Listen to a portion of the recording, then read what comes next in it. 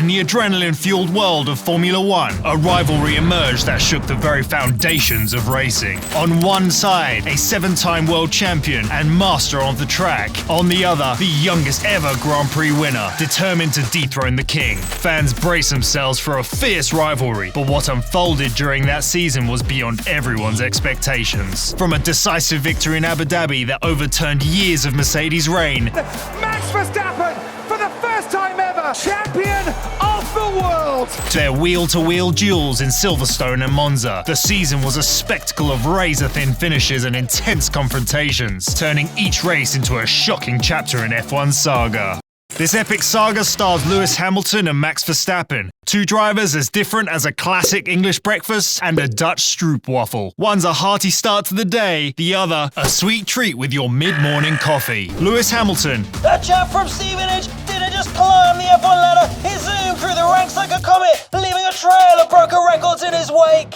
He began his journey karting at the age of 8 and quickly caught the attention of McLaren's young driver program. His F1 debut in 2007 was nothing short of sensational, almost clinching the championship in his rookie year. With Mercedes, Hamilton transformed from a fast driver to a legend, equaling Michael Schumacher's record with 7 world titles by 2020, thanks to his silky smooth driving and knack for squeezing every bit of performance from his car. Then you have Max Verstappen, the young prodigy from the Netherlands.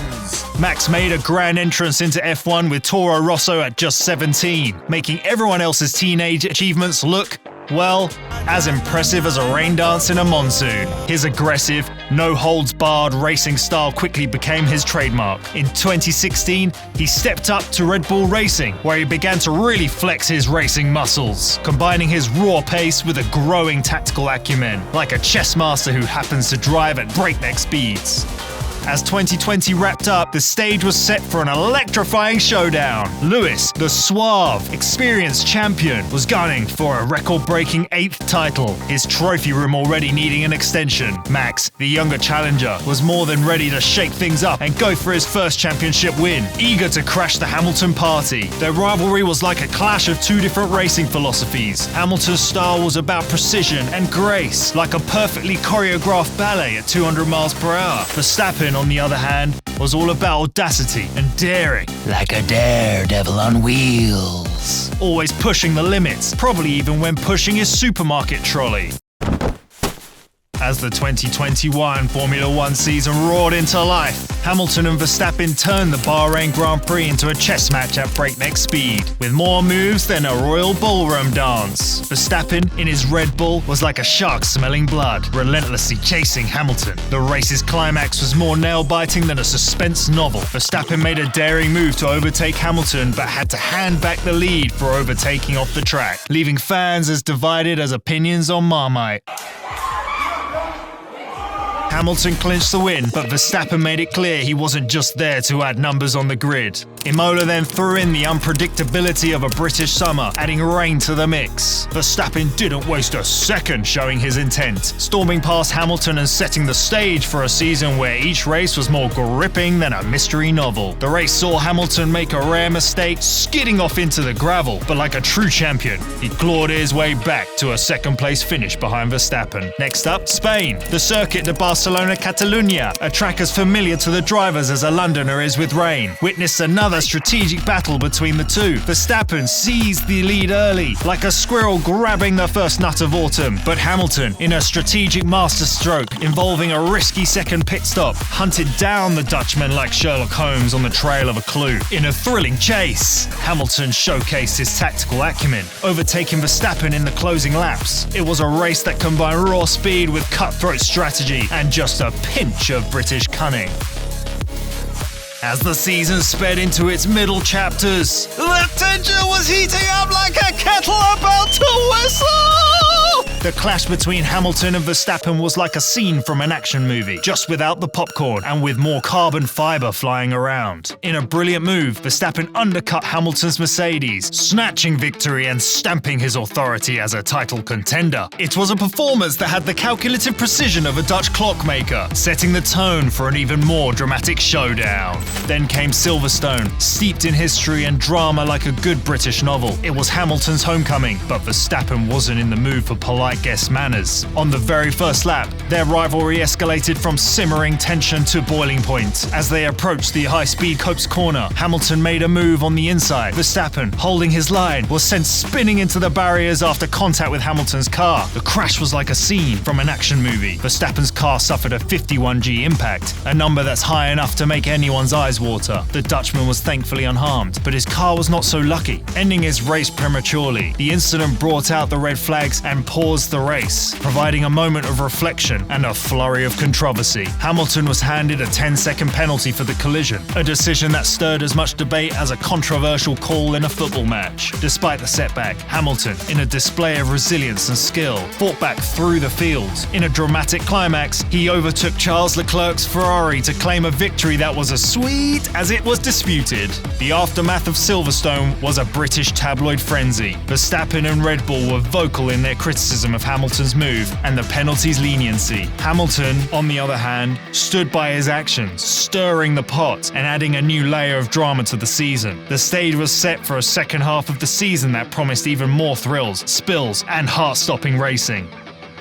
Monza, the Temple of Speed, witnessed a moment that would make Shakespeare envious. Verstappen and Hamilton, jousting like medieval knights, collided, sending shockwaves through the F1 world. Their cars intertwined in a tangle that was less La Dolce Vita and more Italian job gone wrong,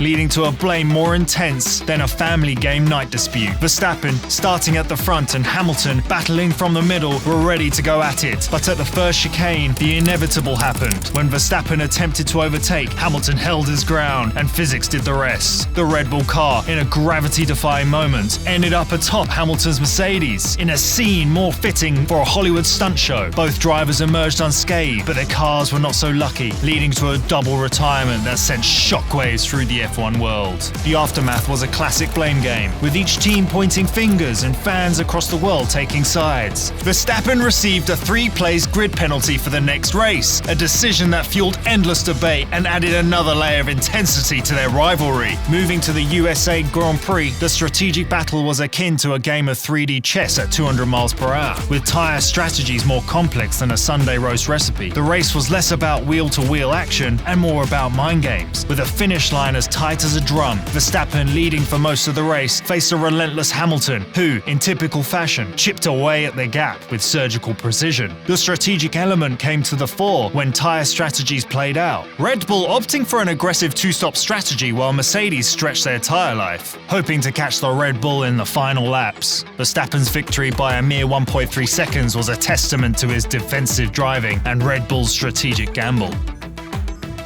The final stretch of the 2021 F1 season, as it hurtled towards its grand finale, Brazil ramped up the drama like a telenovela. Hamilton, hit with a grid penalty, carved through the field like a hot knife through butter, showcasing a masterclass in overtaking. His duel with Verstappen was more gripping than a season finale of a British detective show, with Verstappen's aggressive defense and Hamilton's relentless pursuit culminating in Hamilton's triumphant victory. The drama escalated further at the Saudi Arabian Grand Prix, a track as unpredictable as a panel show on the BBC. The Jeddah Corniche circuit witnessed a battle that was part high-speed racing, part gladiatorial combat. Verstappen's defensive maneuvers bordered on the audacious, leading to heart-stopping moments and near misses. Hamilton, channeling his inner lion, wasn't backing down, and their on-track tussles had everyone from fans to pundits on the edge of their seats. Amidst this high-octane drama, the role of F1 stewards became as central as the queen in a game of chess. Penalties became a hot topic, with decisions scrutinized more intensely than a detective with a magnifying glass. Verstappen faced penalties for his defensive tactics, while Hamilton's comeback was often hampered by sanctions. This wasn't just a battle between two drivers, it was a war involving teams, strategies, and the rulebook. The rivalry also intensified the dynamics between Red Bull and Mercedes. Team principals Christian Horner and Toto Wolff, who could probably have a heated debate about tea versus coffee, were often at loggerheads, defending their drivers and decisions. But as the season raced to its climax, every fan, pundit, and casual observer knew that they were witnessing history.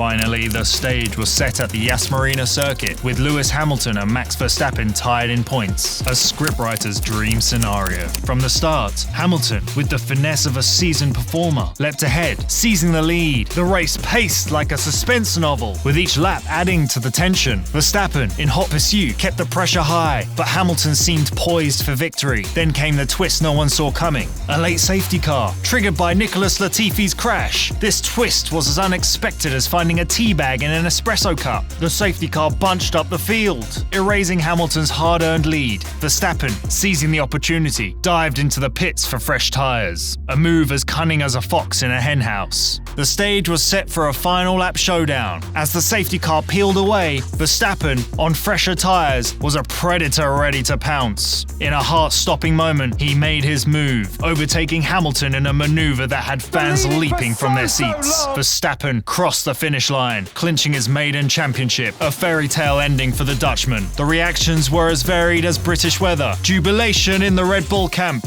disbelief and controversy in the Mercedes garage. The decision to allow only some lapped cars to unlap themselves during the safety car period sparked a debate hotter than an English summer day. When I met you in the summer.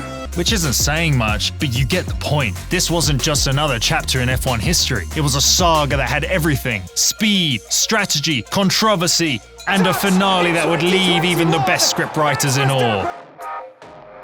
Off the track, the rivalry between Lewis Hamilton and Max Verstappen wasn't just about racing. It was a psychological chess game played out in the media spotlight. Hamilton, with the smoothness of a PR veteran, often portrayed a calm and collected image, reflecting his years of experience in the limelight. His comments were measured, often highlighting the competitive nature of the sport while maintaining a gentlemanly demeanour, akin to a seasoned British diplomat. Verstappen, on the other hand, brought the directness you'd expect from a Dutchman in a debate. His remarks were often candid, sometimes brash, reflecting his young gun status in F1. He didn't shy away from calling a spade, or in F1 terms, a risky move. This contrast in their media personas only fueled the fire in their rivalry, with fans and pundits hanging onto their every word. The off-track rivalry also extended to their respective teams, where the team principals, Christian Horner of Red Bull and Toto Wolff of Mercedes, often joined the fray with their own verbal sparring. Horner's approach mirrored Verstappen's directness, frequently challenging Stewart's decisions and rival team strategies. Wolff, embodying a more strategic and sometimes enigmatic style, often countered with subtle remarks and insights, emphasizing Mercedes' commitment to fair play and sportsmanship. In a sport where mental strength is as crucial as physical prowess, these off-track interactions added an intriguing layer to their rivalry. It wasn't just about who was fastest on the track, it was about who could keep their cool in the media room, handle the pressure, and come out looking like a champion both in and out of the car.